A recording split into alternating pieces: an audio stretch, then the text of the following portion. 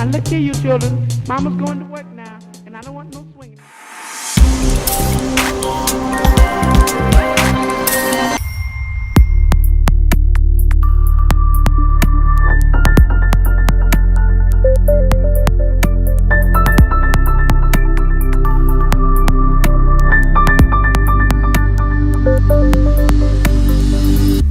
Bueno, que buenos días, que después de escuchar a los políticos y un poco a los técnicos, de izquierda a derecha, a Fernando Rubio, presidente de la Comunidad de Regantes El Saltador de Huerca Lovera, a Javier Berenguer, presidente de la Comunidad General de Regantes Riegos de Levante, margen izquierda del Segura, a Juan Marín, presidente de la Comunidad de Regantes de Lorca, a Manuel Martínez, presidente de la Comunidad de Regantes del Campo de Cartagena, y a Roberto García Torrente, director de Innovación Agroalimentaria de Cajamar. Yo quiero que esto sea una mesa de diálogo, no quiero que sea una mesa de monólogos. ¿Falta agua o faltan infraestructuras? Desde vuestra opinión, desde los que lo sufrís realmente. Yo creo que agua no falta, faltan infraestructuras y falta decisión política para realizar esas infraestructuras que precisamente los regantes venimos reclamando, venimos haciendo proyectos que presentamos a la Administración y que la Administración normalmente los mete en un cajón y no hace ningún caso de ellos. Realmente, si esos proyectos que nosotros proponemos a la Administración se estuviesen llevando a cabo, se hubiesen efectuado ya, el problema que tenemos del agua ahora mismo en el sureste pues sería mucho menor del que estamos considerando en estos momentos.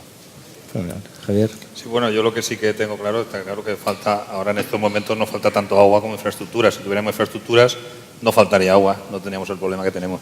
Pero es más, o sea, resulta que con todos los problemas que tenemos de agua, se están modernizando regadíos, se están invirtiendo muchísimo dinero en modernizar regadíos y luego no tenemos la garantía del agua, con lo cual también es un problema que tenemos ahí encima de la mesa. Por ejemplo, en mi comunidad se invirtieron más de 60 millones de euros en modernizar regadíos y luego, claro, cuando no tienes la garantía del agua, pues es un poco una tontería hacer estas inversiones, ¿no? Y por supuesto que hace falta hacer inversiones para que el agua corra por donde tiene que correr y llegue hasta nosotros. Juan. Muy bien, pues como bien dicen mis compañeros, falta un poco de agua. Ahora en estos momentos, afortunadamente, aquí tengo una poca, ¿no, Javier? Bueno, afortunadamente durante el último año nos ha llovido más en la cuenca, nos ha llovido un poco más, sobre todo en la cabecera de ese famoso trasvase que hoy estamos celebrando por su 40 aniversario y fuera de la región de Murcia. Estamos fuera de Alicante, fuera de Almería, estamos en Madrid y no quería pasar sin, me vas a permitir, moderador, que felicite en este caso al Grupo Vocento, que felicite a La Verdad, a su director que está hoy aquí. Pues andábamos que tenemos que seguir con esa lluvia fina que cale en la sociedad, que cale fuera de nuestras regiones sedientas de agua, de Almería, de Murcia, de Alicante, y que actos como este seamos capaces de llegar pues, a la sociedad, a esos consumidores donde somos su despensa de ellos. Y como bien dicen los compañeros, pues nos falta agua. Yo represento a una comunidad regante, la comunidad regante de Lorca, una comunidad con 25.000 hectáreas, que estamos en plena modernización. Tenemos 12.000 hectáreas pendientes de ser modernizadas porque fueron consolidadas en un proyecto en el 2006 con agua desalada. Pero, como bien decía esta mañana alguno de los políticos, se ha quedado a mitad de camino en esas infraestructuras. Le pedíamos al anterior ministerio que si seguía en marcha ese plan de inversiones. Nos decían que sí. Al ministerio actual se lo volvemos a repetir, nos dicen que sí. Pero la verdad es que no llegan las ayudas y la agricultura va siempre mucho más rápida, los camiones hacia destino, nuestros clientes nos llaman y necesitamos que esas infraestructuras, por favor, se terminen lo antes posible, porque con esas infraestructuras el déficit de agua empieza a ser un poco menor. Está clarísimo que tenemos una falta de infraestructura importantísima, puesto que en los últimos 30 años, incluso más, no se han abordado ninguna gran infraestructura. Es cierto que se han hecho pequeñas actuaciones aisladas y que, entre otras cosas, pues tampoco están integradas dentro de los sistemas. También creo que es justo aprovechar esta oportunidad que nos brindan de estar aquí para reconocer y tal y como se comentaba al principio, un trabajo bien hecho, obras con visión de futuro, a largo plazo. Yo estoy viendo aquí personas que participaron, no en el proyecto porque ya no están, pero sí en la ejecución de las obras del trasvase y del post-trasvase, 40 años después. Estas obras se diseñaron 50 años, hace 50 años se construyeron y hace 40 años que empezaron a funcionar y siguen siendo suficientes. Hablábamos en esta mesa de eficiencia. Son infraestructuras que se diseñaron adecuadamente, que a día de hoy siguen siendo suficientes, que siguen funcionando a pleno rendimiento y que son redes eficientes. Nosotros en regadío, cuando hablamos de unas pérdidas superiores a un 2,5, 3%, nos saltan todas las alarmas, mientras que en otros sistemas críticos de abastecimiento en este país se consideran adecuadas pérdidas de un 30 o un 40%. Creo que eso no es de recibo. Y bueno, en este sentido, no sé si tengo varios puntitos más que no me quería dejar muy concisos, pero tampoco quiero ocupar de momento todo el tiempo. Roberto. Y decía que lo mismo que Holanda tenía una visión a largo plazo de cómo gestionar el agua, en su caso por exceso, y veían cómo podían pues eliminar ese agua de exceso para poder cultivar, pues que nosotros deberíamos de haber hecho lo mismo y con esa visión a largo plazo pues el intentar resolver las necesidades que teníamos. Y bueno, y eso me venía a la mente porque muchas veces utilizamos el cambio climático como excusa para muchas cosas, ¿no? Y también en este caso pues los holandeses pueden ser un poco el ejemplo. El cambio climático no es no es lo que nos evita hacer cosas, sino lo que nos tiene que organizar para poder hacerlas de cara al futuro y dentro de 30 años pues tener las posibles necesidades resueltas, que es como hacen los holandeses para evitar esos problemas de exceso de agua. Y bueno, y en cuanto a la pregunta de si tenemos suficiente agua, si medimos la pluviometría media de España a nivel nacional, nuestra pluviometría es muy similar a la del resto de países europeos, un poco por debajo de Francia, de Alemania o de Países Bajos, pero sin embargo por encima de Polonia, de Hungría, de países grandes productores agrícolas como Ucrania, ¿no? Entonces no nos falta agua. El problema es que, bueno, pues las condiciones que tenemos están mal distribuidas, tanto geográficas como temporalmente, y lo que tenemos que intentar es hacer esa gestión para poder disponer del agua cuando se necesita, ¿no?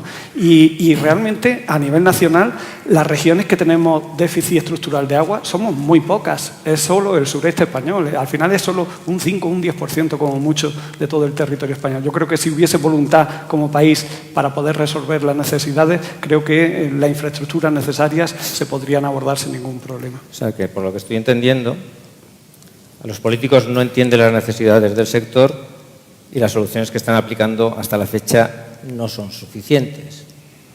No sé si opináis lo mismo o no, Fernando. Bueno, yo creo que tenemos que ser conscientes que el sureste es la zona más seca de España y la más árida de Europa.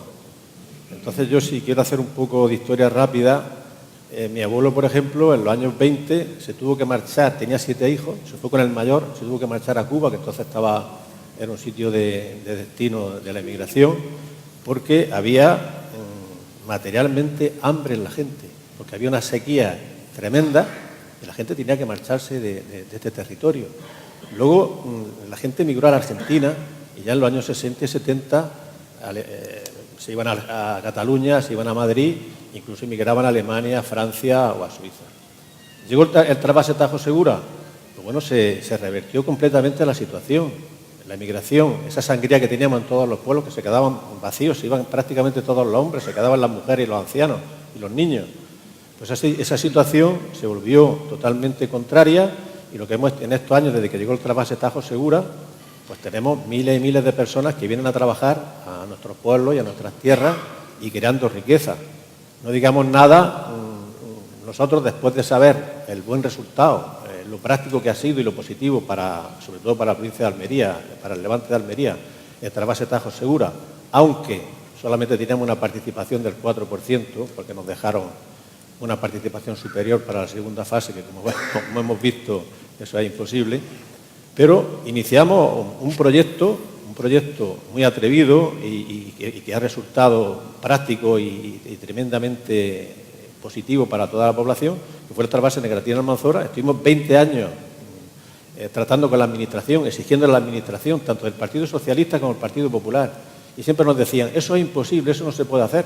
Pero claro, les decíamos la respuesta que les dábamos nosotros a nuestros políticos, incluidos ministros. No, es que tenemos nosotros, la infraestructura la pagamos nosotros, y no se lo creían. Y efectivamente, con el apoyo que aquí está Cajamar y de otras entidades, conseguimos hacer ese trasvase que costó 180 millones de euros y que lo estamos pagando totalmente a los regantes. En nuestra tarifa llevamos incluida una cantidad en torno a los 10 céntimos para pagar esa infraestructura. Luego tenemos otros 10 céntimos aproximadamente para consumo eléctrico y para canon que pagamos en el Guadalquivir y gastos de funcionamiento y mantenimiento. Es decir, que por menos de 30 céntimos estamos haciendo una transferencia de 43 hectómetros para regadío y 7 para abastecimiento, que realmente una comarca totalmente deprimida, con emigración, con pobreza, en fin, con todos los detalles que queréis imaginaros, pues se ha convertido en una comarca totalmente próspera con solamente 50 hectómetros. Estamos hablando de una obra de 180 millones de euros, estamos hablando de una tarifa, que yo creo que es importante que en el primer turno que han entrado nuestros políticos no se ha tocado el tema de la tarifa es importantísima. Estamos hablando de agua en torno a los 30 céntimos el metro cúbico, pero si esa infraestructura hubiese sido mayor, lógicamente los costes habrían bajado y en vez de pagar 10 o 11 céntimos que pagamos de amortización de infraestructura, estaríamos pagando mucho menos. Lo que estás diciendo es la pregunta que te estaba haciendo. O sea, no hay sensibilidad por la parte política cuando tenéis que afrontar vosotros unas obras para responder a las necesidades. No sé si, Javier, estás de acuerdo. No, es que quería terminar este asunto porque nosotros podríamos tener el ciclo completo, cerrado, porque tenemos trasvase de Tajo Segura, 4% de dotación, tenemos Negratina Almanzora y teníamos una tercera pata de la mesa, que era la desaladora, que nosotros la llamamos la desaladora de la vergüenza, una desaladora que está en el Bajo Almanzora, que se construyó hace 7 años, recién terminada de construir, vino una inundación y la dejó inservible, y durante 7 años estamos llamando a todas las puertas y, bueno, se nos abren, pero no se nos dan soluciones a corto plazo, que es lo que nosotros necesitamos. Entonces, vamos a dar lugar a que llegue otra sequía, podemos tenerla en puerta. El año pasado ya la tuvimos. Trasvase Tajo Segura se cortó durante 11 meses, trasvase Negratina Almanzora se cortó también durante 8 meses, y resulta que tenemos desaladora del Bajo Almanzora inutilizada por problemas internos con las empresas que hicieron la obra. Tenemos desaladora, bueno, aparte de que la instalación eléctrica todavía está sin proyectar, es decir, que la desaladora se terminó y no había instalación eléctrica. Todavía esa instalación eléctrica va a necesitar de 2 años como mínimo. Y luego tenemos el resto de desaladoras que están o sin terminar o sin conectar a los canales del trasvase para que podamos utilizarlas. Es decir, que vamos a dar lugar a que llegue otra próxima sequía, vamos a tener algunas desaladoras funcionando y seguramente vamos a tener que pararlas porque los regantes no vamos a poder utilizar ese agua. Es decir, que de aquí, y aprovecho la ocasión que está nuestro secretario de Estado aquí, para reiterarle que es imprescindible desaladora de Bajo Almanzora inmediatamente puesta en servicio ya, y lógicamente la desaladora de Torrevieja y toda la infraestructura de tuberías para conectar con los regantes, que eso se haga en el menor tiempo posible, pero hay que empezar a hacerlo. Si no empezamos, no se termina nunca. Entonces, si empezamos ya, pues seguramente dentro de 2 años tendremos esa infraestructura terminada y podremos estar los regantes utilizándolo. De otra manera, si empezamos a darle vuelta al asunto, que es lo que yo pienso que está sucediendo, pues tenemos la siguiente sequía en puerta y nos va a demoler. Perfecto, Javier. ¿Hay sensibilidad por parte de los políticos de las necesidades reales que vivís los regantes? Bueno, yo creo que los políticos, el problema... O de la administración, no sé si de los políticos. Sí, pero ¿sabes? Yo es que pienso que los políticos no nos ven como agricultores, nos ven como votos, ¿no? Entonces es el problema de que, como se ha hablado aquí en la mesa, en la primera mesa, que se han echado los trastos por el tema de que si uno dice una cosa en Toledo y otra en Alicante, pero bueno, eso lo han hecho todos los partidos políticos, lo han hecho en alguna ocasión y han tenido que luego salir a rectificar. Yo sí que me gustaría decir una cosa. Se ha hablado mucho de cambio climático, además se han hecho los trastos por el tema del cambio climático, y yo, con mi humilde opinión, lo que creo que ha frenado el cambio climático durante 40 años es el trasvase Tajo Segura, porque si no, yo estoy convencido de que aquí en Madrid teníamos el desierto mucho más cerca de lo que está y no habría que cruzar el mar Mediterráneo, ¿no? Con lo cual, bueno, yo le pediría a los políticos, se lo hemos pedido tanto a un gobierno como a otros, se le ha pedido a los gobiernos que cuenten con nosotros, como hemos dicho aquí, no con esas asociaciones que, como ha comentado el presidente, no sabemos quiénes son, pero que hablen con nosotros, que somos los que de verdad podemos darle las soluciones y ofrecer lo que nosotros necesitamos. Juan. Bueno, yo pensaba que era solo en Murcia, donde, como decimos allí, nos escuchan poquito, nos escuchan pero poquito.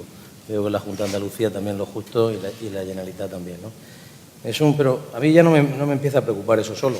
Me empieza a preocupar que hoy en día empiezan a escucharnos la sociedad. Algo creo que hemos hecho los agricultores en los últimos años, en estos 40 años, posiblemente trabajar.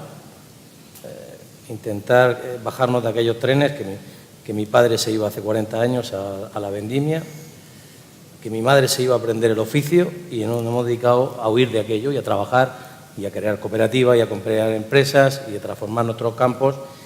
Y yo creo que hemos estado demasiado tiempo trabajando, ¿no? Y ya no me preocupa solo que las administraciones, las distintas de turno que vienen, pues no, en estos 40 años no se hayan hecho más infraestructuras, como estamos demandando, y no se haya solucionado un problema tan importante y tan patente como se ha puesto esta mañana encima de la mesa, que todos estábamos de acuerdo, y la segunda mesa, cuando hablaban los técnicos, que no son políticos, dicen que hay soluciones y que las soluciones son factibles, ponderadas, como todo en la vida, ¿no? A mí me empieza a preocupar, y el mensaje es alto, se lo decía al Grupo Vocento y a La Verdad. Creo que tenemos que salir de nuestras fronteras, que creo que tenemos que con una lluvia fina dar un paso más y convencer a la sociedad. No somos ni más ni menos que una fábrica de alimentos que hemos tenido la suerte de nacer en el Levante. Y esa fábrica de alimentos durante 8 meses no se puede trasladar ni a Galicia, ni al Delta del Ebro, ni a Extremadura, ni a muchos sitios. Y yo creo que lo peor, lo que más me preocupa a día de hoy, ya no es que no me escuche la Administración, es que empecemos a darle igual a la sociedad, porque no están preocupados por los alimentos, no están preocupados por la labor que hacemos los productores y creen que tienen garantizado la alimentación dentro del Mercadona, el Carrefour, el Ahorra Más de Madrid, el Día o el Líder.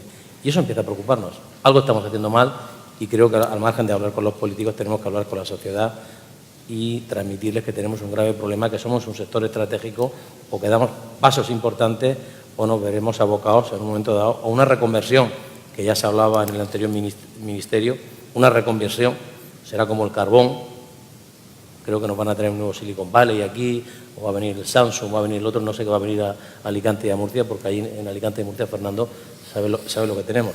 Tenemos tierras, tenemos sol y tenemos una agronomía que es un modelo a nivel mundial. Nos falta el agua. Y si entre todos somos capaces de que se vertebre este país y se pongan soluciones de Estado a medio y largo plazo, creo que no tendremos que estar hablando con los políticos, hablaremos con los políticos de otras cosas que seguramente serán más importantes para nosotros. Y termino, porque no sé las preguntas que nos toca hacer, y quiero abrir solo una cosa, el tema del problema territorial. Creo que hay algunos voceríos regionales que intentan enfrentarnos a regiones de Castilla-La Mancha, de Andalucía, de Murcia, de Aragón, que va.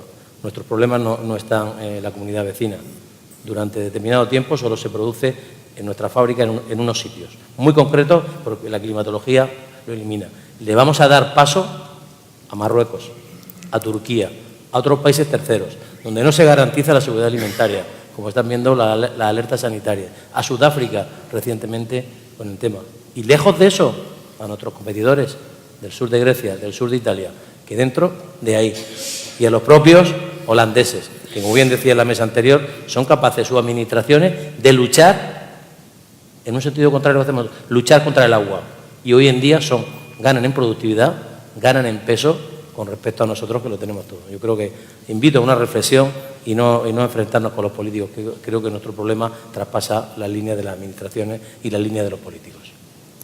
Manuel, es que estáis metiendo muchos temas. Ya, pero hoy que he les visto tenía que el de Andalucía listos lo contaba todo y yo te he contado un poco de mi libro. Me parece bien. Pero, Manuel, ¿hay sensibilidad por parte de la Administración de las necesidades que tiene el sector? Bueno, yo creo que sí la hay.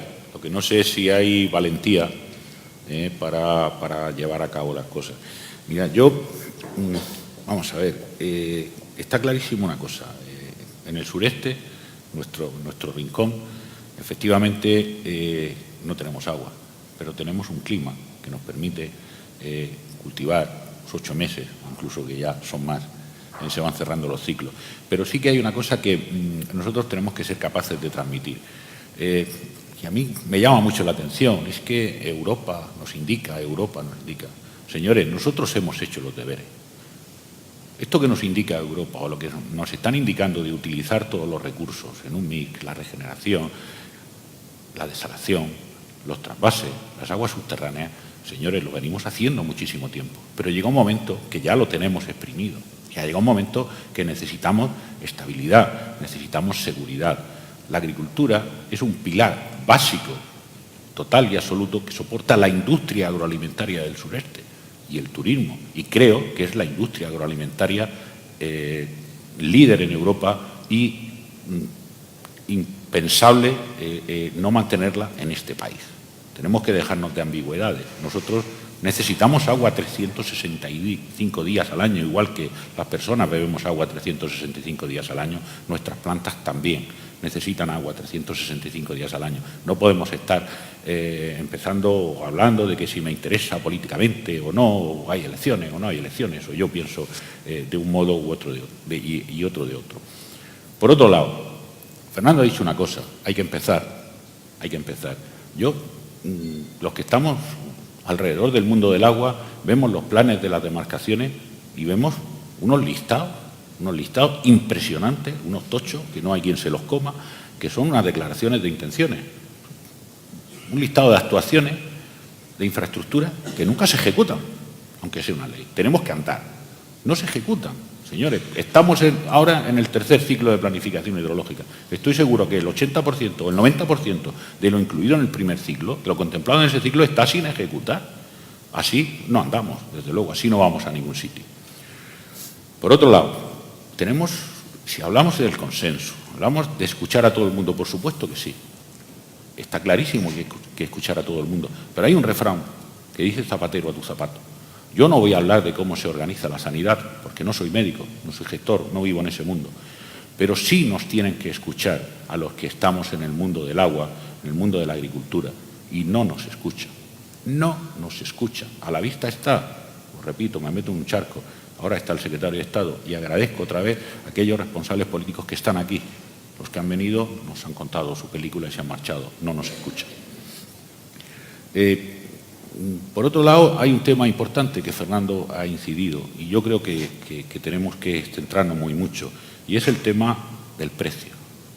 Señores, si nosotros queremos cargarnos la gallina de los huevos de oro, incrementamos los costos de producción alegremente, dejamos de ser competitivos en todos los mercados y aquí ya no hay demanda de agua ni hay problema, y ya tampoco habrá zonas deficitarias. ¿Para qué la queremos si no podemos cultivar nada ni podemos defender nuestras explotaciones?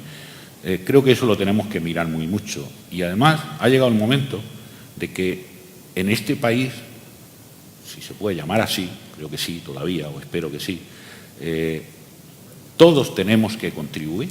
No puede ser que aquellos que andamos en las zonas más desprotegidas, como puede ser las islas o el sureste, tengamos que soportar unos costos elevadísimos. Costos que son total y absolutamente inasumibles. Y además, vuelvo otra vez más, ni siquiera se cumple la ley. Antes nos ha dicho Teodoro que efectivamente había una ley que se publicó el 22 de marzo donde el precio del agua desalada se establecía en 30 céntimos. Yo quiero ver dónde está ese precio. Por aquí estaban los representantes de los responsables de Acuamed. Nosotros tenemos que transferir todos los meses, y ya incluido el 10% de pérdidas en las redes de distribución absolutas, cuando las nuestras son más pequeñitas, tenemos que pagar las 62 céntimos de euro. O la depositamos o no hay agua. Pero, sin embargo, sí estamos esperando a que desde el día 1 de enero de 2018 este Gobierno habilite las partidas, este Gobierno o el de turno, habilite las partidas oportunas para que el precio del agua sean 30 céntimos. Nosotros tenemos que pagarla y después esperar a ver si nos la devuelven. Pienso que si todos, 10 segundos, si todos ponemos un poquito, si todos los españoles en todos los usos del agua pagamos, creo que 0,001 céntimo de euro, podríamos tener infraestructuras de calidad y agua de modo estable y fiable en todo el país. Yo digo todo el rato moderación, que no lo voy a conseguir. Roberto, estoy por cambiar contigo de término, a no ser que quieras decir algo al respecto. Yo creo que la sensibilidad política está condicionada por lo que demanda la sociedad y creo que, por desgracia, como ha dicho Juan, la sociedad cada vez está más lejos de la producción de alimentos y eso, piensa que en el supermercado donde se producen esos alimentos. Yo creo que hay que hacer una labor de concienciación, de información, de que sean conscientes de que sin agricultores y sin regadío es imposible producir alimentos. Andrea ha dicho que los dos factores fundamentales para atender las necesidades de la producción de alimentos van a ser la biotecnología y el agua. Y yo creo que el primero es el agua, ¿no? Pero además, bueno, yo creo que Europa comería muchísimo peor y encima de todo sería muchísimo más caro comer si no existiese la producción hortofrutícola del sureste español. Yo creo que eso sería clarísimo, ¿no? Bueno, y luego hay otra cuestión, y es que en las zonas tan sensibles como las nuestras del sureste, si no hay agua, hay despoblación y hay desertización. Y yo creo que no hay mayor problema medioambiental que ese, ¿no? La despoblación y la desertización. Y a mí hay un dato que me gusta dar, ¿no? Bueno, me entretuve en mirar en los últimos 10 años las provincias españolas que más población habían perdido, ¿no? Y en las 10 provincias españolas que más población habían perdido en los últimos 10 años eran aquellas que tenían una menor proporción de superficie de tierra agrícola en regadío. Entonces yo creo que el regadío está muy vinculado con la generación de riqueza y la generación de bienestar. Vamos a ir un poco más rápido. Voy a introducir los temas más a lo bestia porque he pedido moderación y veo que no lo voy a conseguir. Vamos a ir ya al siguiente paso. Producimos para vender, producimos para comercializar. ¿Cuáles son los principales retos a la hora de exportar? ¿Cómo se podrían acortar los tiempos del transporte? Es fundamental el corredor del Mediterráneo. ¿La legislación europea nos complica o nos facilita las cosas? ¿Y cuál es la ofensiva, que ya lo habéis planteado antes? ¿La ofensiva a los productos de países del norte de África son un peligro o un acicate? Bueno, ahora mismo nosotros creo que estamos produciendo lo suficiente y, sobre todo, importantísimo, con calidad y con seguridad alimentaria. A nosotros nos miran con lupa los productos que ponemos en el mercado, desde el punto de vista fitosanitario, sobre todo. Y ahora mismo estamos observando una crisis tremenda en los cítricos, naranja, limón, sobre todo, con importaciones de países terceros, acuerdos de la Comunidad Europea, no sé si con visto bueno de España o con sin veto de España, pero que están realmente a los agricultores arruinándolos. Estamos hablando de precios en origen de 15 céntimos, en mandarina, en naranja prácticamente lo mismo, el limón, que era el producto estrella en el sureste, pues prácticamente se está quedando sin mercado.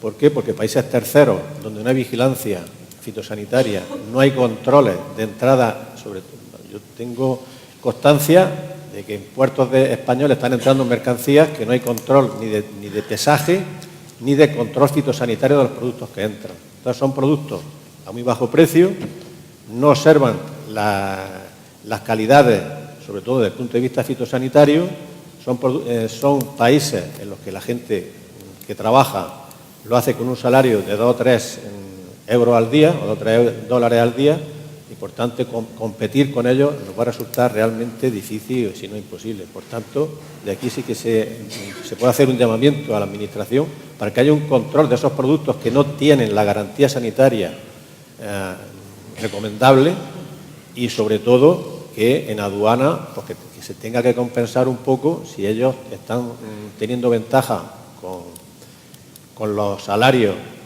con el agua tan barata que tienen y con la infraestructura en general, que no pagan prácticamente impuestos tampoco, pues que sea la Comunidad Europea y con intervención de España, pero intervención dura y rigurosa, para que esos productos, sí, en igualdad de condiciones con nosotros, no pueden estar entrando. ¿Por qué? Porque están haciendo, sobre todo los alemanes y los franceses, nos están haciendo una película a los demás, sobre todo a España, que nosotros estamos recibiendo cantidad de productos hortofrutícolas de terceros países.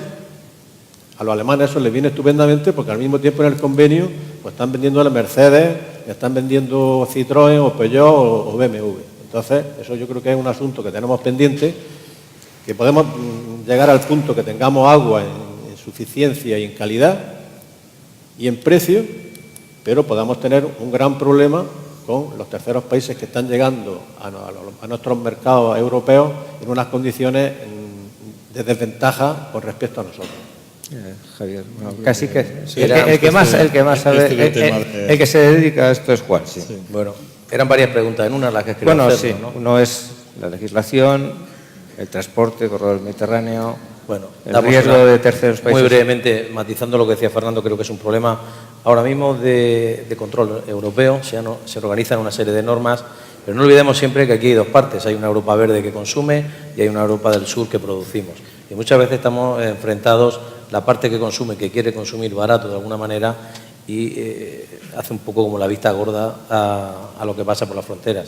Creo que ahí los Estados miembros tienen que hacer cada uno su trabajo, cumplir la normativa vigente, y si hay un acuerdo de toneladas de Marruecos de tomates o de fresa, o ahora ante ese nuevo escenario del posible Brexit, en el cual resulta que tenemos un tratado intracomunitario y resulta que un país importador y consumidor, como va a ser, por ejemplo, Reino Unido, podían entrar X toneladas de mercancía, que va a pasar en el nuevo escenario ahora mismo también, pues que ellos podrán negociar otras importaciones paralelas y nosotros estaremos colapsando el mercado, o esos terceros países pueden estar colapsando el mercado europeo.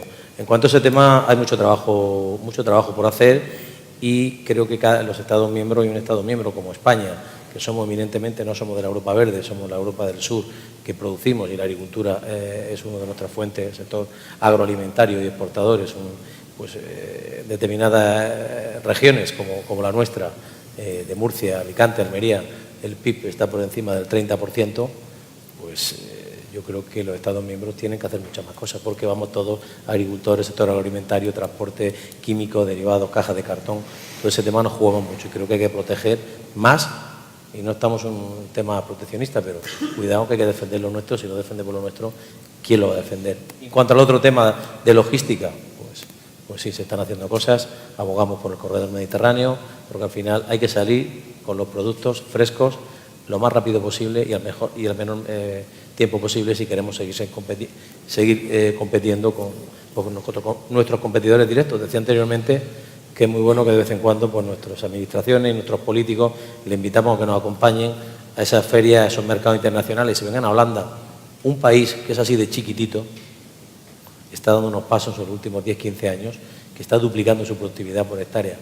Y aquí empezamos a enfrentarnos que si producimos de más, que si producimos de menos, que si una agricultura intensiva, lo decíamos esta mañana, creo que se empiezan a aparecer demasiados tabú, parte de la desinformación, y creo que al final este trabajo que hacemos los productores, aparte de facilitar alimentos y garantizar esa cifra que bien nos decía nuestro presidente nacional, que dentro de muy poquito hay que producir un 30% más, para 2050 un 60% más, y se nos van a penalizar porque producimos, arreglado estamos. Si quieres decir algo, Manuel, o me paso a otro tema, ¿eh? ¿Me paso a otro tema? ¿O quieres puntualizar? Vale. Como productores, naturalmente estáis atentos a la demanda del mercado porque es fundamental. Porque a ver qué es lo que la gente pide. El comportamiento que tenéis es reactivo o proactivo. Vamos, detectáis la demanda y provocáis la demanda. Quiero decir, lo vemos. O sea, tomates. Tomate, antes yo cuando era niño había un tomate, por decirlo de alguna manera, ahora hay 200 tipos de tomate. Esto es, ¿vosotros lo proponéis o el mercado lo demanda? Si quiere empezar Roberto, continúo yo por ser el tema. Yo creo que el sector hortofrutícola español, que siempre ha estado muy orientado hacia la exportación, siempre ha estado muy pendiente de qué es lo que quería el mercado. Y en muchos casos pues era reactivo, produciendo aquello que demandaba, y en otros casos pues ha sido proactivo. Yo creo que lo que está pasando en los últimos años en el caso del tomate un poco viene de ese lado, ¿no? Hay que intentar pues producir productos que atiendan las demandas, los deseos del consumidor, pues quieren variedad, quieren sabor, quieren colores, quieren formas distintas, quieren, bueno, algo que les sorprenda, ¿no? Y yo creo que quien le está ofreciendo esas soluciones por parte del sector productor, que cuando digo sector productor, pues muchas veces muy vinculado al sector de la biotecnología, que al final es un poco quien tiene ese conocimiento para ir desarrollando los nuevos productos, ¿no? Y yo creo que el sector, bueno, yo siempre pongo como ejemplo, ¿no?, de que cuando yo empecé a trabajar en el sector y entraba en los almacenes de hortalizas, pues la mayor parte parte de las hortalizas que veía allí no las había visto nunca, porque en los mercados españoles no se veían, ¿no? Era un sector muy orientado a realmente darle lo que quería a su mercado, que en aquel caso pues era el europeo. Ya el mercado pues se ha homogeneizado más, ¿no? Y yo creo que el futuro del sector, y yo creo que cuando hablamos de la digitalización, de la inteligencia artificial, de todas estas cosas, pues va precisamente hacia ese lado, ¿no? El analizar cómo van cambiando las tendencias en el consumo para poder anticiparse y ser los primeros que le demos al consumidor lo que quiere, ¿no? Antes hablábamos de la competencia también. Yo creo que una forma de diferenciar o de ser más competitivos que otros países es siendo el primero en atender los deseos de los consumidores, ir por delante en el desarrollo de nuevos productos. Mañana se decía aquí que un tomate tiene más tecnología que un Apple o que un Samsung. Efectivamente, hoy tenemos tomates con sabores, con colores, y somos realmente los productores, los reactivos y los que ofertamos nuestras cosas. Nuestros clientes nos están diciendo qué novedades tenéis para la campaña que viene, qué podéis hacer, y somos el Levante español, somos nuestras empresas, pues tenemos los técnicos que teníamos, que empezaron los ingenieros agrónomos, los peritos, como decía mi madre, pues tenemos verdaderos ingenieros desarrollando I+D de verdad, I+D aplicado. Tenemos uvas que saben a algodón, tenemos uvas que saben a no sé qué, tenemos todo sin pepitas. Estamos conquistando unos nuevos mercados y es nuestra obligación, es la forma de diferenciarnos, de mantenernos, pero claro, cuanto menos no necesitamos que esas administraciones no nos pongan palos en el camino y que nos dejen hacer nuestro trabajo, que nosotros, si nos dejan, sabemos hacerlo. Se ha hablado de solidaridad, siempre se habla de agua y de solidaridad. Yo quería que Javier, que no ha intervenido, bueno, Manuel me parece que tampoco, habláis como ejemplo de solidaridad. Los sindicatos, al final, es como si fuerais cada uno un territorio. Y luego dentro de ese territorio tenéis como pequeñas provincias, que son cada uno de los regantes. ¿Sois un ejemplo que quizás es portable a cómo debería ser el comportamiento luego entre el resto de territorios españoles, vuestros micromundos? Porque, bueno, imagino que habrá fricciones como en todo, pero los tenéis resueltas. Sí, bueno, nosotros totalmente, dentro de todo el sindicato, entre las comunidades somos totalmente solidarias. Si hay alguna comunidad que en algún momento dado de sobra agua, como ha pasado en alguna ocasión, pues entre los demás hemos sido capaces de asumir este agua, porque al fin y al cabo lo que hay que hacer es utilizarla. Y yo creo que la solidaridad existe en toda España. Nosotros ahora en el congreso que tuvimos de la comunidad de regantes de Torrevieja, salieron los representantes de comunidades de regantes de Aragón, y ellos no están en contra de ser solidarios con nosotros y mandarnos agua. Lo que pasa es que ellos dicen, bueno, yo os mando el agua, pero también quiero que se invierta en infraestructura aquí en nuestra tierra, porque para poder daros agua primero queremos que se invierta en nuestra tierra, con lo cual yo creo que el problema es, en este caso, el político, y lo que hemos comentado antes, que los políticos tienen que hablar con nosotros, porque si nosotros somos capaces de ponernos de acuerdo, los políticos también tendrían que hacerlo, y que esa solidaridad sea de toda España, no solo, como estamos hablando, entre los propios sindicatos. Manuel, ¿tú estás de acuerdo que sois un modelo a exportar o a imitar? Bueno, solo tengo que decir que pasado mañana tenemos una visita, la Confederación creo también, y nosotros, donde viene un secretario de Estado de India. Han venido, nos visitan de todo el mundo y precisamente se fijan en el modelo organizativo. Creo que es importantísimo porque ningún gobierno, ningún ministerio al final es capaz de llegar a la parcela, de llegar a ese punto. Es imposible. Al final tenemos una estructura, creo que en todo, en cualquier empresa, en cualquier sociedad, en cualquier actividad, tenemos una empresa similar, una estructura, similar a la que tenemos en nuestras infraestructuras. Tenemos una tubería principal, unas tuberías primarias y unas tuberías secundarias o bocas de riego.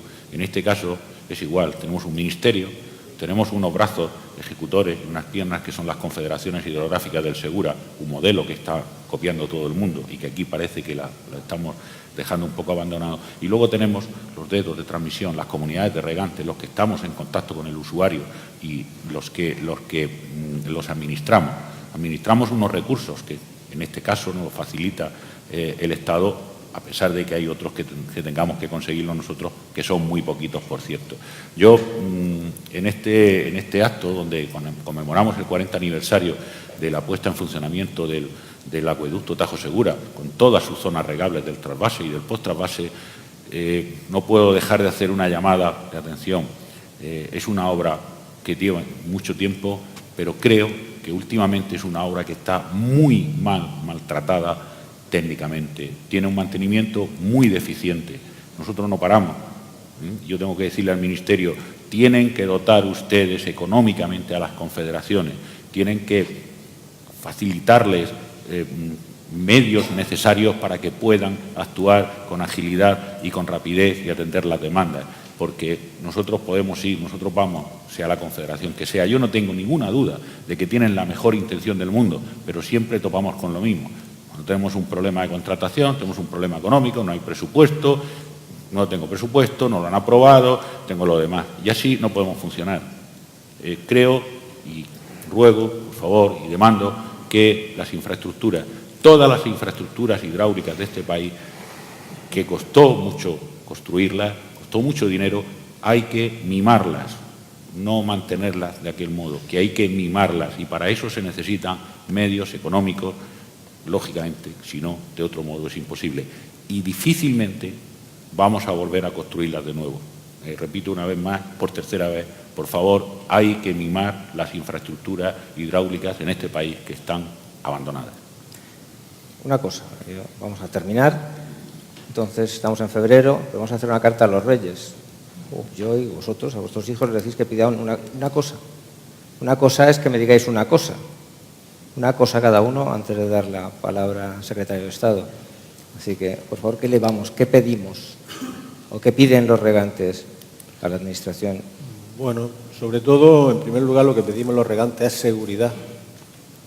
Es decir, no se concibe a un transportista que tenga una flota de camión o tenga un camión solo, que esté preguntando al Ministerio o preguntando a la Confederación o a su gremio si el mes que viene va a tener gasoil para que el camión funcione. Y entonces nosotros los regantes estamos en esa situación siempre, pensando dentro de 3 meses vamos a tener agua. Entonces una industria que ya es una industria, la agricultura que tenemos en el sureste, no puede estar pensando siempre si dentro de 3 meses vamos a tener agua para mantener toda la infraestructura social y económica que se ha montado en el sureste. Javier. Yo voy a ser muy breve. Yo pediría a los políticos una cosa muy sencilla, que se pongan de acuerdo de una vez y que intentemos solucionar este problema, que no es un problema solo de nosotros, es un problema nacional, y que se pongan de acuerdo y que lleguemos a algo, ese plan hidrológico nacional que tanto necesitamos, pero que no haga un plan hidrológico un gobierno, que por muy bien que esté, el siguiente gobierno lo va a cambiar porque no es el suyo, y que de alguna forma se pongan de acuerdo y lo hagan de todos. Juan. Ratificar lo que dicen los compañeros, y esta mañana se habló mucho en la primera mesa de darle la importancia que tienen las comunidades de regantes como corporaciones de derecho público. Yo presido una que tiene 12.000 y ahí hay grandes, pequeños, medianos, y son las comunidades regantes las que tienen que ejecutar pues esa distribución de agua. Y aprovechando que tenemos a nuestro secretario de Estado y más representantes políticos, somos un sector estratégico, no dejemos que se muera, porque cuando alguien se muere ya no vuelve nunca. Y pasó con el textil, pasó con otros tal, y luego tendríamos que ir a que nos llenen las neveras, que nos llenen los supermercados a los consumidores, países terceros que no respetan nada del medio ambiente, nada de seguridad alimentaria, que protejamos y ayudemos a la agricultura que tenemos en este país. Manuel. Yo pediría que se ejecuten las infraestructuras necesarias para que el agua deje de tener un origen y un fin, sea como la energía, no sabemos de qué sistema de producción procede, y que, desde luego, lógicamente así también se eliminarían las políticas con el agua. Roberto. Pues un poco en la misma línea. Yo creo que el objetivo sería que se viese todas las necesidades de infraestructuras del agua como se ven otras infraestructuras que son estratégicas para el país, como puede ser la red de distribución eléctrica, las carreteras, los ferrocarriles, y que como tal se aborden de manera conjunta. No se hace una carretera y se termina donde se acaba una provincia, ¿no? Pues que ocurra un poco lo mismo con el agua, que la infraestructura del agua sea a nivel nacional y unas veces el agua pueda circular en un sentido y otras veces en otro. Muchas gracias. Nos quedamos aquí sentados. Damos paso al secretario de Estado de Medio Ambiente, Hugo Morán. Un río de voces cristalinas, claras, limpias, que brota de los institutos y liceos de toda Europa, se abre camino por las calles y desemboca en las plazas de sus ciudades. Son las voces de decenas de miles de estudiantes que reivindican su derecho a un futuro que está siendo devorado por el presente. por un presente que se niega a abandonar el que ha sido su espacio de confort durante décadas. Podemos hacer como que no les escuchamos, incluso podemos hasta ignorarles. Pero tienen razón, tienen la razón con la que conviven diariamente en las aulas, la razón de la ciencia y del conocimiento, la razón empírica que coloca al hombre frente a su irresponsabilidad. Una irresponsabilidad con nombre y apellido. Cambio climático. La comunidad científica lo reitera informe tras informe. Si rebasamos la frontera de los 2 grados, habremos iniciado un camino sin retorno cuyo final se antoja catastrófico. Pero ya en los márgenes de los 2 grados, las consecuencias para algunas regiones del planeta comprometen seriamente su estabilidad, y la Mediterránea se encuentra entre ellas. Como saben, los estudios prospectivos del CEDEX sobre pluviometría, escorrentía superficial y recarga de acuíferos apuntan a una reducción de los recursos hídricos disponibles, del orden del 24% al final del siglo en el escenario de incumplimiento del Acuerdo de París y de hasta un 40% en los emplazamientos más vulnerables, así como al aumento de la magnitud y frecuencia de fenómenos extremos como inundaciones y sequías. La abrumadora evidencia científica sobre el origen, el alcance y las posibles consecuencias que el cambio climático desencadena sobre el agua nos colocan frente a una nueva realidad de país, y esa evidencia se traduce en una transición hidrológica de la cual es imposible abstraerse. Si no se reducen los impactos y se amortiguan sus consecuencias, el cambio climático nos llevará a una crisis del agua sin precedentes. Es necesario un cambio de rumbo para aportar soluciones a un escenario futuro distinto de las situaciones a las que nos hemos enfrentado hasta el momento en la política hidrológica. Se trata de gestionar la incertidumbre a la que se hacía referencia. Y la mejor forma de hacerlo es a partir de un modelo consensuado, participado, dialogado con todos los agentes implicados, así como con todos los territorios, para construir un plan que considere los límites del recurso, que sea justo y socialmente responsable en todo el país. Este convencimiento es el que nos ha llevado a la elaboración de un libro verde del agua, sobre el que hemos estado trabajando estos meses y que ahora debe ser puesto a disposición de la sociedad. Hecha esta reflexión general y atendiendo a la temática elegida para esta jornada, me referiré específicamente a uno de los contenidos del Libro Verde: el desarrollo tecnológico al servicio de una mejor gestión del agua, la innovación y la tecnología como herramientas indispensables para la adaptación. Como conocerán, y ha sido mencionado a lo largo de la mañana, el Foro Económico Mundial, reunido en Davos en enero de este año, cataloga al agua como uno de los grandes riesgos a nivel mundial. Las previsiones de cómo va a afectar el cambio climático a la disponibilidad y necesidades de agua no hacen más que acrecentar su importancia. En Davos se han puesto de manifiesto también soluciones y especialmente la importancia de los desarrollos tecnológicos para el agua.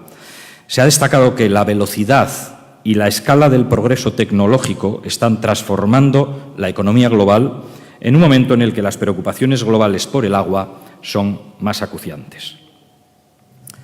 Como bien saben, el desarrollo tecnológico siempre ha sido importante en la gestión y el uso del agua, pero en las últimas 2 décadas lo que ha sido realmente espectacular es el progreso en las tecnologías de la información y la comunicación. Un progreso que nos permite capturar y tratar una gran cantidad de información y mejorar nuestra capacidad de gestión y de toma de decisiones sobre la base de una información más robusta y cada vez más contrastada. Los desarrollos en los campos del Internet de las cosas, el Big Data, la inteligencia artificial, los sensores, los avances en la ciencia de materiales y nuestra mayor capacidad y potencia computacional están cambiando la forma en la que podemos gestionar el agua de una manera más eficiente y flexible, en tiempo real, con bajos costos y alta calidad. Además, todo ello se está integrando con la telefonía móvil, lo que hace accesible los resultados de esta capacidad de procesamiento para muchas más aplicaciones y personas. A medida que las posibilidades tecnológicas avanzan, también aumenta nuestra capacidad de recopilar información de dispositivos remotos y correlacionar esta información entre diversos sistemas para ayudarnos a lograr el control en tiempo casi real o aprovechar la inteligencia aumentada para interpretar una variedad estructurada basada en texto o datos sensoriales. En la gestión del agua, el potencial de esta disrupción tecnológica es inmenso y puede ser profundamente transformador, porque no solo permite mejorar el uso del agua y la inteligencia con la que gestionamos el dominio público hidráulico, sino también porque permite hacer una gestión más eficaz a nivel de costes, pero también más transparente y más democrática, permitiendo a su vez el avance del conocimiento, ya que genera oportunidades para que los técnicos, científicos y los ciudadanos en general puedan tener acceso y procesar toda esa información. Los desarrollos en la capacidad de recoger y procesar datos mediante inteligencia artificial pueden ayudar a estructuras de gestión del agua y a los gobiernos a mejorar su gestión, pero también a los propios usuarios de agua a que entiendan mejor sus necesidades de agua y a eliminar un uso innecesario y reducir los impactos que generan. El objetivo de todos los países es extender la aplicación de estos desarrollos tecnológicos y llevarlos a escala. La Unión Europea ha iniciado esa transición en el Big Data y España se ha sumado a estos esfuerzos dentro del marco de la iniciativa global por el Gobierno abierto, incorporando tanto un marco legislativo como avances técnicos dentro de la Administración. Los avances más notables son los datos abiertos por la AEMET, que generan un potente ecosistema reutilizador para múltiples propósitos. El Ministerio y los organismos de Cuenca han ampliado notablemente la cantidad y calidad de datos generados y publicados a través de sus sitios web. Los avances tecnológicos han permitido avances importantes en la publicación de datos e información sobre planificación y gestión del agua en las páginas web de las distintas administraciones competentes, desarrollándose diversas iniciativas destinadas a facilitar el acceso del público y las partes interesadas a la información sobre el agua. También han surgido iniciativas de colaboración entre el sector público, la universidad y la ciudadanía, con el objetivo de facilitar la distribución y visualización de la información sobre el agua. Pero además de permitirnos la gestión del agua, hay que considerar las oportunidades de la tecnología como un instrumento y una oportunidad para la adaptación al cambio climático, para la gestión de la escasez, esto es, para apoyar la transición hidrológica. Es cierto que las nuevas tecnologías permiten dotar a la Administración de nuevos medios para cumplir sus cometidos tradicionales, sobre todo en un contexto de falta de recursos humanos, pero es esencial considerar que son herramientas para asumir los desafíos emergentes. Pero para que su potencial se materialice, es necesario un compromiso de Gobierno para asegurar que se va a dotar de capacidad de gestión de esta mayor y mejor información y, sobre todo, que se va a actuar sobre la base de la información y análisis generados. Algunos otros ejemplos potenciales de las TICs aplicadas a la gestión del agua incluyen sistemas para la actualización y revisión de los registros de derechos de uso del agua y cotejo con los aprovechamientos existentes mediante el cruce con la información económica de los usos del agua y otra información fiscal en poder de las comunidades autónomas y las autoridades locales. Sistemas para la gestión coordinada de la calidad del agua entre los proveedores en alta y los usuarios de los mismos, empresas distribuidoras o comunidades de regantes. Software de identificación de situaciones de riesgo y de generación de señales de socorro automático para responder a estas en el menor plazo de tiempo posible. Control de la operación de redes de agua en un tiempo real y análisis de eventos relacionados con la cantidad de agua suministrada. Seguimiento en tiempo real de los regadíos, lo que permite orientar y priorizar las actuaciones de control sobre el terreno. Gestión de activos especialmente diseñados para gestionar de forma eficiente el mantenimiento correctivo y preventivo de todos los elementos que conforman la cadena del ciclo integral del agua. Otras posibilidades de cara a optimizar la labor de la Administración que facilitan las nuevas tecnologías y que deben ser incorporadas a los protocolos de gestión, las expongo a modo de ejemplo. 2.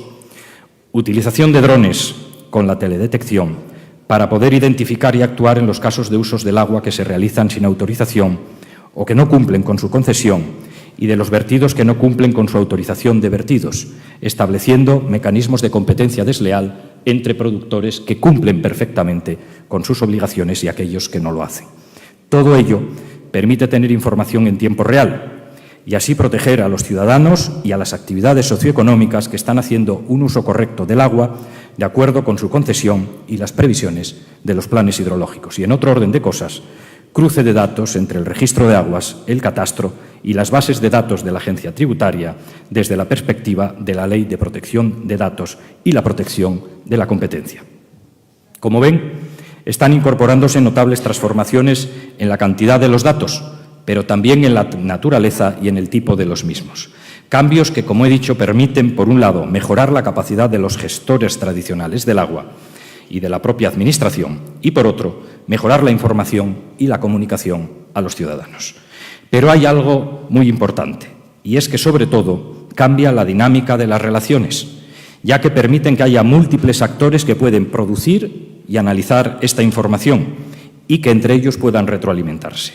Hay hoy un consumidor digital con mucha más capacidad, que a su vez produce y analiza información, que facilita a los responsables públicos y que genera innovación.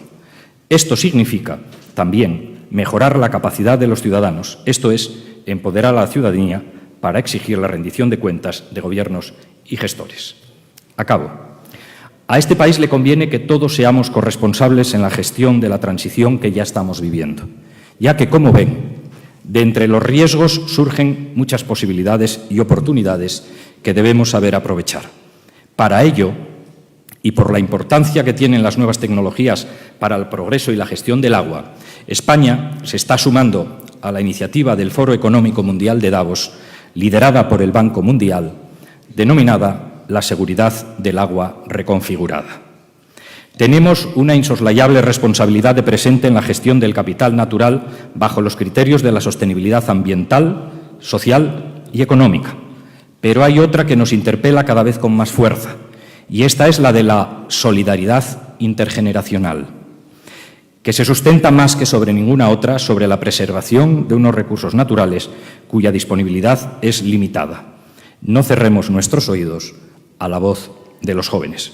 Enhorabuena por la jornada y muchísimas gracias a todos ustedes.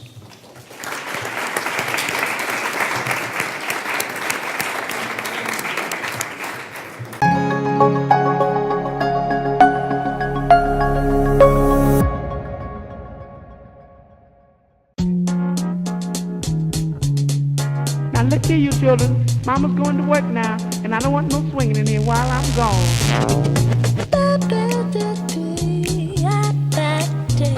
Mama don't allow no swinging in here. All right, you tell him, Mom.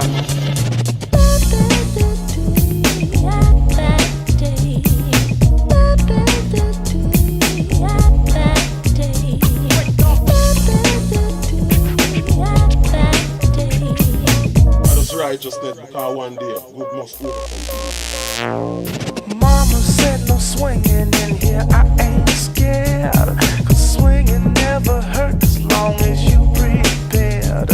I'm tripping off your hips and the way you move. So come on. Suministro, calidad, explotación y producción avalan la existencia de Aguas de la Almanzora. Aguas de la Almanzora suministra agua para 24.000 hectáreas, Valle de la Almanzora y varios municipios.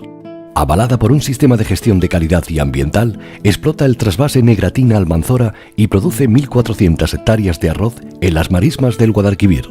Aguas de la Almanzora, cruce de San Francisco sin número, apartado de correos 118, teléfono 950-168-333, Huerca Lovera.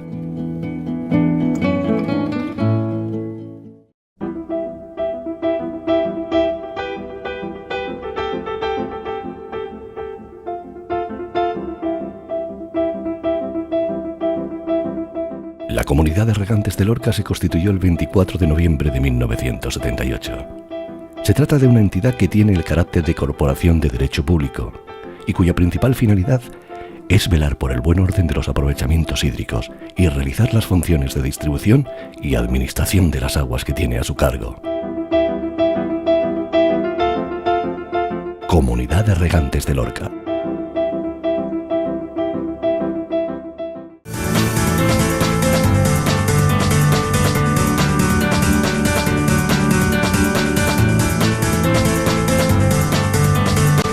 Construir sobre el pasado con la tecnología más moderna es la solución que ofrece SAP Los Guiraos. Multiplicar por 1000 es el objetivo cumplido.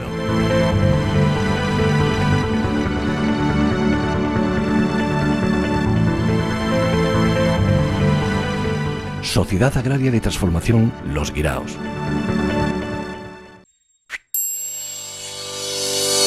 Cariño por la tierra y el producto. Tenacidad y visión de futuro. Décadas de innovación, esfuerzo y trabajo. Investigación como base del conocimiento. Sostenibilidad. Personas.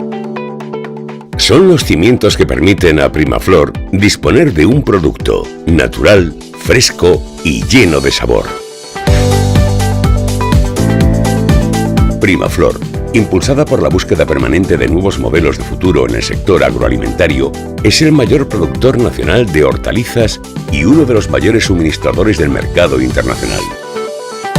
2.700 personas trabajan para proporcionar alimentos frescos y saludables a más de 25 países. Innovación continua movida por un objetivo: la producción sostenible de alimentos sanos, sabrosos y seguros. Bienvenido a Domingo Correas Asesores, Auditores y Abogados, una empresa dedicada al asesoramiento y consultoría de empresas profesionales y particulares desde 1983.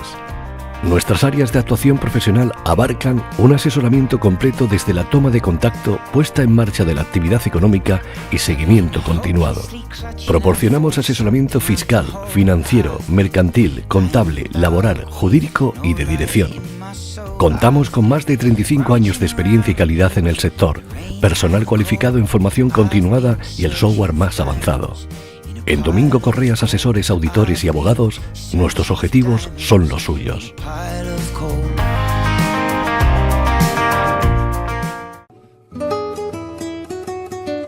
Almazara Las Canalejas. En nuestras instalaciones elaboramos el aceite puro de oliva virgen extra extraído de la aceituna recién recolectada por los numerosos productores que confían en nosotros. Un proceso automatizado asegura la calidad final. Recepción, limpieza, lavado, batido, filtrado y envasado. Así el producto que se obtiene es un aceite de oliva virgen extra de primerísima calidad e inmejorable aroma, color y sabor. Si apuesta por la calidad, venga a conocernos. Venta directa al público. Almazara Las Canalejas, Barriada Las Canalejas, Cuevas de la Almanzora. Teléfono 950-168-661. Un año más, somos los primeros en calidad y producción.